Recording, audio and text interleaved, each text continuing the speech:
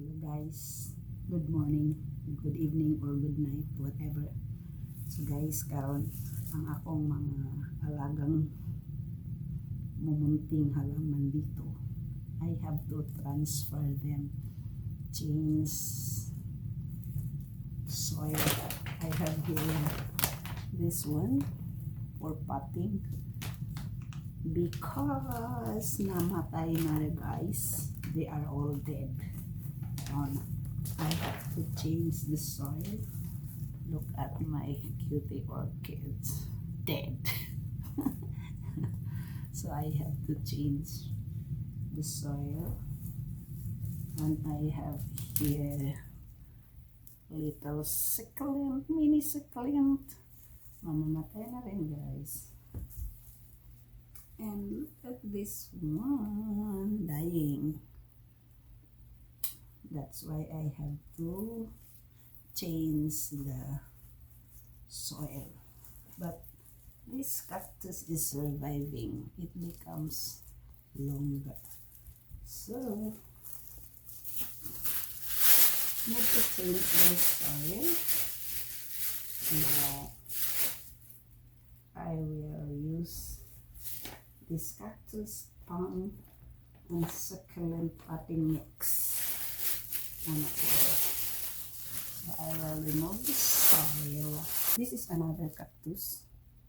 It's dying. Oh no, another succulent. It's dying also. So I have to change. I will remove the plants. Ay, dead naman ang.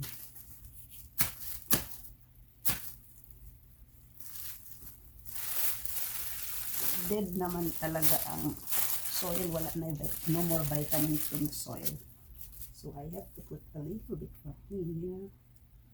I should have a better. I need scissor.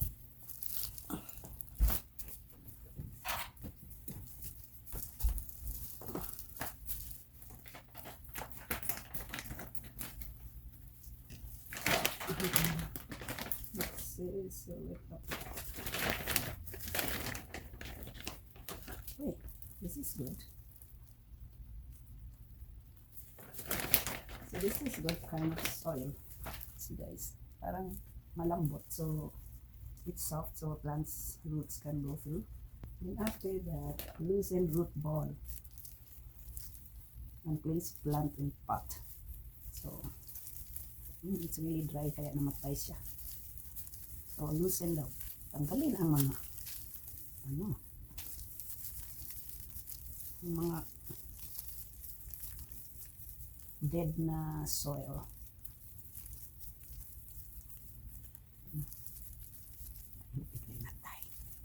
Then put it here. And the other one, guys, patay na talaga. No more. Wala nang pag-ibig. No more.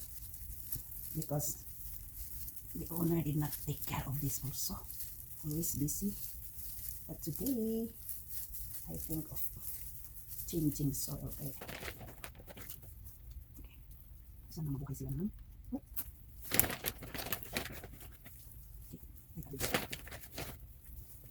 So that it will stay and press a little bit. Para hindi ko nakuha. Press a little bit. Okay. This is it. And then, hopefully this will leave a little bit better. Here it is guys. Then this is water and let it drain. So I will water a little bit. Little bit. Diligyan ng kunti para mabasa-basa din.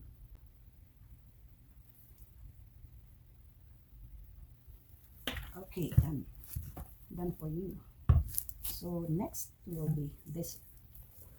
Ito sunod guys. I will change the soil because it's really dry. And this one needs, this is so sharp. I need something to hold it. Alright. See, it's really dry. It's really very dry.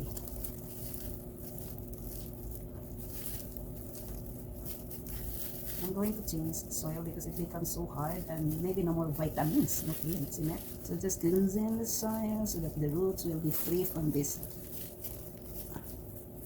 dead soil. And then change it to the new one. Change it to the potting mix. We can buy this potting mix in. This one I bought this from Canadian Tire because they are selling plants, and they are also selling soil and fertilizers for soil. So you can buy it anywhere in any store where they sell plants and soil. Alright, this cactus has really very sharp thorns. It will really pinch your poke your aray skin. So aray, it's really very sharp. This is kind of protection from them, so that my body will. I think this is enough. I think. Okay. And I have very little pot. I should have a bigger one. Then put some soil, at least the roots can hold. And then put this back again. Okay. It's so sharp. This is a use a glove, which is for gardening. And add a little bit of soil. Oh, it's full already. I need a bigger pot because it's getting bigger. When I bought this one, this is just very, very small. It's trying to grow. It's not easy for this pen. With my finger. It's really so sharp. Why in the world you are so sharp? Okay. Let's keep on putting some more soil. And press a little bit so that it will stay there. This isn't good. Because actually the pot is so small for the plant. I should have bought a bigger one. Okay guys, so I will just show you how I change these two plants. Then I can move to the next. And I will not keep you watching my video because it will take a little bit time. So it's just, I have this one, but the soil is sticking on the thorns. This is so much thorns. It's so sharp. Okay. You just have to press the soil so that the plant will stay there. To make the plant a little bit stable, para ba hindi siya makalog-kalog. That is what it means. Okay guys, thank you for watching. Bye bye. Salamat. This is how I repot my plants. Please don't forget to subscribe to my channel Manding Celia, and shout out before I forget, shout out to my cell body members. I don't have to mention you one by one.